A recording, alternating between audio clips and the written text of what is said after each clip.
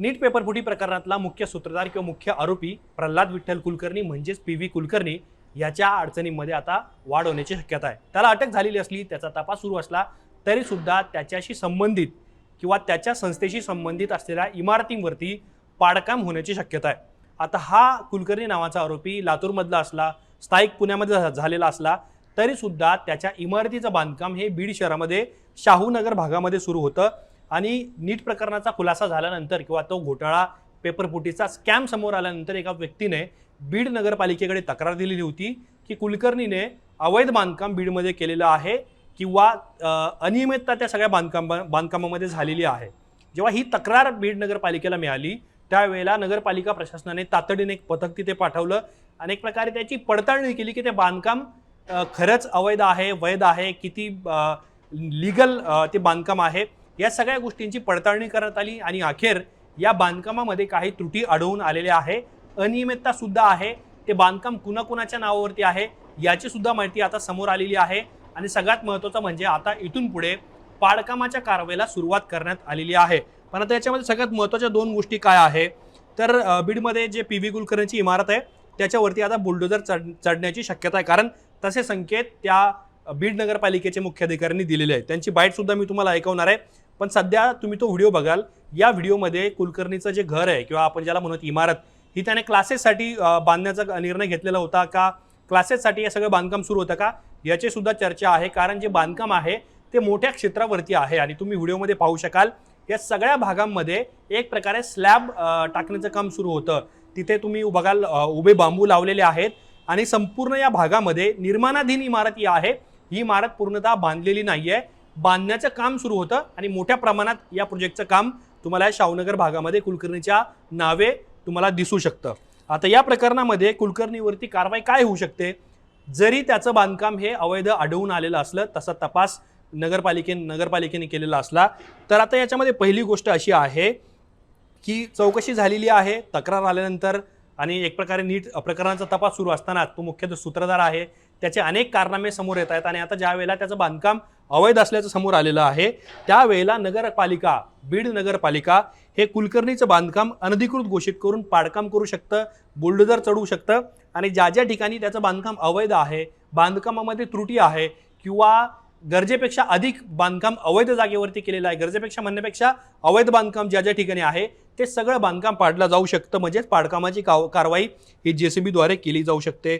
सोबतच जर नगरपालिकेने कुलकर्णी आणि त्याच्या सोबतच्या लोकांना नोटिसा दिल्या असतील तर त्या नोटिशीची मुदत संपल्यानंतर तोडक कारवाई ही सुरू केली जाऊ शकते। दुसरा महत्त्वाचा मुद्दा याच्यामध्ये काय आहे तर बांधकामाची परवानगी नाही आहे, हा सुद्धा एक महत्त्वाचा मुद्दा आहे। म्हणजे नगरपालिकेने याबद्दल बोलताना अनेक ठिकाणी त्याच्या बांधकामाची परवानगीच नाही असं त्यांचं म्हणणं आहे, त्यामुळे सुद्धा अवैध जागेत सुद्धा बांधकाम केल्याचा खुलासा करण्यात आलाय। पण आता या प्रकरणामध्ये गुन्हा दाखल होण्याची शक्यता आहे, कारण तिथले जे काय म्हणूत आपण त्याला मुख्याधिकारी आहेत त्यांनी याबद्दलचे संकेत दिलेले आहेत की या प्रकरणामध्ये गुन्हा सुद्धा नोंद होऊ शकतो, अशी सुद्धा शक्यता ही नगरपालिकेकडून वर्तवण्यात आली। आता मला ते व्हिडिओ सुद्धा तुम्हाला दाखवत राहायचे आणि दुसरीकडे या प्रकरणामध्ये आता कुलकर्णीची सुद्धा मोठी अडचण होण्याची शक्यता आहे, कारण आता जरी कुलकर्णीचं घर पाडण्याची काय शक्यता असली तरी सुद्धा पुण्यामध्ये शिवाजी मोटेगावकरच्या क्लासेसला टाळं लावण्यात आलेलं आहे। सकाळपासून ही बातमी होती की शिवाजी मोटेगावकरचे क्लासेस हे बुलडोज केले जातील किंवा JCBने पाडण्यात येतील, पण तशी कारवाई दुपारनंतर झाली नाही, कारण तिथे अधिकारी पोहोचले आणि त्यांनी त्याला टाळं मारलेलं आहे। आता याच्या पलीकडे जर तुम्हाला जर सांगायचं झालं तर मोटेगावकरचे अहिल्यानगर असेल, छत्रपती संभाजीनगर असेल, धाराशिव असेल, नांदेड असेल, खास करून लातूर असेल किंवा पुणे असेल, या ज्या शहरांमध्ये मोटेगावकर किंवा त्याच्याशी संबंधित लोकांचे क्लासेस आहे, म्हणजेच RCC क्लासेस, या सगळ्या क्लासेसच्या बाहेर आंदोलन करण्यात येतं आहे, बॅनर फाडण्यात येतं आहे, तोडफोड करण्यात येते आहे आणि अशा वेळेला ज्या वेळेला राजकीय पक्ष किंवा विद्यार्थ्यांचा आक्रोश रस्त्यावरती येतोय, दुसरीकडे पी.व्ही. कुलकर्णीवरती सुद्धा अशा प्रकारची कारवाई होण्याची शक्यता आहे।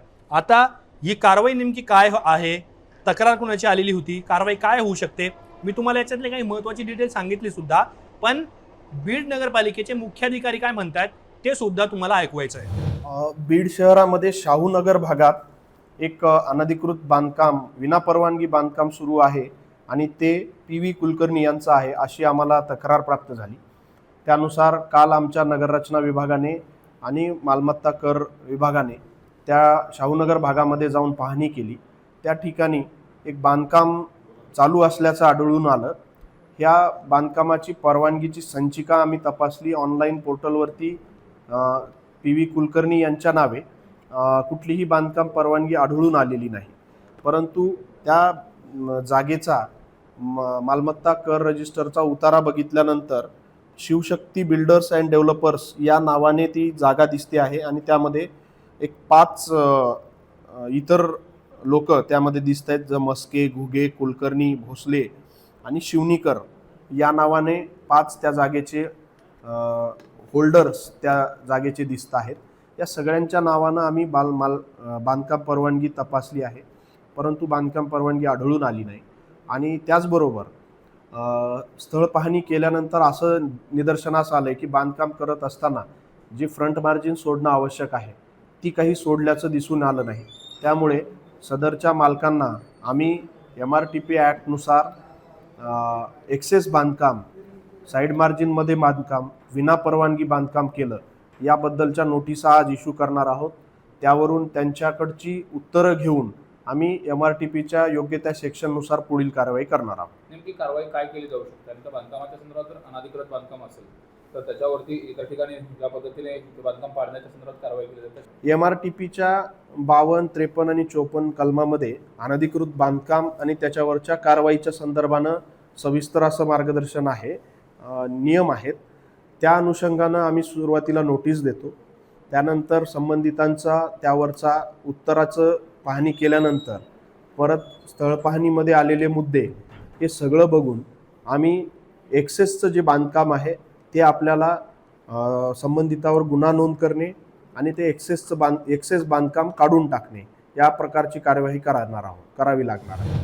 तर साधारण नीट प्रकरणामध्ये आतापर्यंत मनीषा मांढरे असेल, PV कुलकर्णी असेल, या दोघांना पोलिसांनी किंवा CBIने अटक केलेली आहे.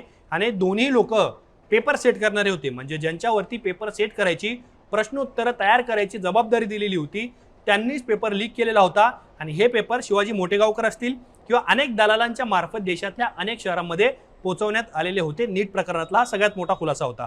पण आतापर्यंत CBIने या प्रकरणामध्ये काय केलंय तर CBIने सगळ्या आरोपींना एक प्रकारे जाळ्यात खेचलेलं आहे आणि एक प्रकारे त्यांची चौकशी सुरू आहे की हे सगळं कसं घडलं, हे सिंडिकेट कसं काम करत होतं. या आधीच्या नीट परीक्षेमध्ये जे लोक चांगल्या मार्कांनी पास झालेले आहे त्यांची सुद्धा चौकशी सुरू असल्याच्या बातम्या ह्या काल दुपारपासून येत्या आहेत. त्यामुळं कुठे कुठे या सगळ्या लोकांनी परीक्षा लीक केलेल्या होत्या, पेपर फोडलेले होते, त्याची सुद्धा चौकशी केली जाणार आहे. पण खास करून PV कुलकर्णी ज्यांचं मराठवाड्यामध्ये मोठं नाव आहे, दयानंद कॉलेजमध्ये 27 वर्षांची नोकरी करून प्राध्यापक केलेला व्यक्ती, ज्याने रसायनशास्त्र इतकी वर्ष मराठवाड्यामध्ये शिकवलं, दयानंद कॉलेजमध्ये लातूरमध्ये शिकवलं, तो व्यक्ती अशा पद्धतीने खाजगी क्लासेस काढून नीटचे पेपर फोडतो. यातून एक प्रकारे धक्कादायक वास्तव महाराष्ट्रासमोर येत आहे. त्यामुळे आता बीडमध्ये त्याची इमारत पाडली जाणार का याकडे सर्वांच्या नजर असणार आहे. पण तुम्हाला या सगळ्या प्रकरणांबद्दल काय वाटतं, तुमची मतं आम्हाला कमेंट बॉक्समध्ये नक्की सांगा. असेच माहितीपूर्ण व्हिडिओ पाहण्यासाठी मुंबई तकच्या YouTube चॅनलला सबस्क्राईब करायला विसरू नका.